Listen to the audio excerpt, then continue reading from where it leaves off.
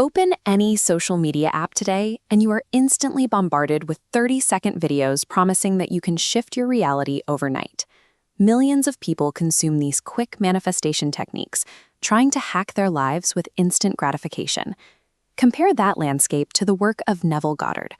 Across 35 years of public lectures, Neville documented a system of manifestation that consistently produced physical results, avoiding the traps of modern internet mysticism.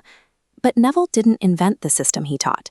Every insight he shared originated from a highly elusive, turban-wearing Ethiopian rabbi named Abdullah, operating in the shadows of 1930s New York. In 1931, a reluctant 26-year-old Neville walked into a room at 30 West 72nd Street. Before a single introduction was made, the old man looked at him, called him by his first name, and stated they had been together in China thousands of years ago. That moment kicked off a grueling 7-year daily apprenticeship. This extended timeline suggests that mastery over reality is a craft built through years of discipline. True manifestation rests on a deep lineage of knowledge, and reaching the level of success documented by Neville requires a long-term commitment to that study. This diagram maps the Kabbalistic tree of life, connecting specific psychological states within the human mind. For 5 to 7 years, Abdullah forced Neville to study this system daily. He taught him Hebrew letter by letter, and trained him to read the original text of the Bible not as a historical record, but as an intricate psychological architecture. The ultimate test of this intense study arrived when Neville wanted to visit his family in Barbados for Christmas. He had zero money for passage. When he brought this problem to his teacher, Abdullah simply told him the journey was already complete, that he was already in Barbados. Neville kept pointing out the physical constraints, the lack of funds, the complete absence of a ticket. Abdullah refused to hear a single word of it. Instead of explaining a technique or offering comfort, the old man walked to his study, stated he had said all he had to say, and slammed the heavy door directly in his student's face. Within days, Neville received a letter containing a first-class ticket from his brother. Abdullah lived exactly as he taught. He would march right up to the Metropolitan Opera box office, a black man living in Jim Crow-era America, and demand 2 seats in the center section without a trace of hesitation. The harsh racial limitations of the 1930s yielded to his absolute certainty. There were no step-by-step processes or quick tutorials. Abdullah's uncompromising behavior was the transmission. By ignoring external conditions, he proved to Neville that absolute, unwavering certainty is the required mechanism to shape reality. For over 50 years after Neville's death, nobody could find a single historical record of an Ethiopian rabbi named Abdullah.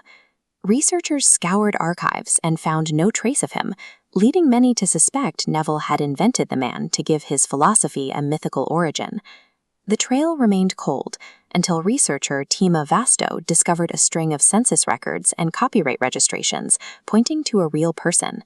The ghost in the archive finally had a name: Modest Abdallah Guam, a man born in North Africa whose first language was Arabic. Guam's life was an exercise in constant reinvention. He immigrated to the United States in 1889 as a classically trained baritone, toured the country with an elite black musical theater company, and eventually settled down to open a vocal studio right on the Atlantic City boardwalk. Around 1920, the musician pivoted. He began advertising himself as a spiritual teacher, synthesizing decades of study into Kabbalah, New Thought, and spiritualism. He built a thriving esoteric community in New York, operating successfully even while standing directly in the crosshairs of aggressive anti-spiritualist debunking campaigns led by figures like Harry Houdini. The lessons Neville received were the hard-won distillation of Goodham's entire life, decades spent navigating the brutal racial landscape of early 20th century America through sheer force of identity, backed by a massive synthesis of globalo-esoteric traditions. Because Neville spent 7 years sitting in that room every single day, the teachings became part of his cellular structure. By the time he began lecturing publicly, he could hold an audience for an hour without a single note, weaving cosmic principles and practical reality together effortlessly.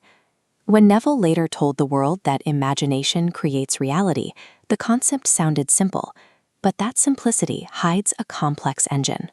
Beneath those 3 words lies a massive, hidden foundation of rigorous daily textual study and intense psychological discipline.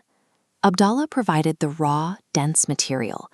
Neville took that framework, refined it, and stripped away the obscure terminology to build a clear, universal message that would go on to reach millions of people who would never even know his teacher's name. This timeline maps the direct path of how this knowledge traveled. It moves in an unbroken chain from a North African baritone born in the 1800s to a dancer in 1930s Harlem, straight through a century of human seeking, landing directly on the glowing screen you are watching right now. There are no 10-minute shortcuts to rearranging your reality. The universe demands time, and it demands commitment.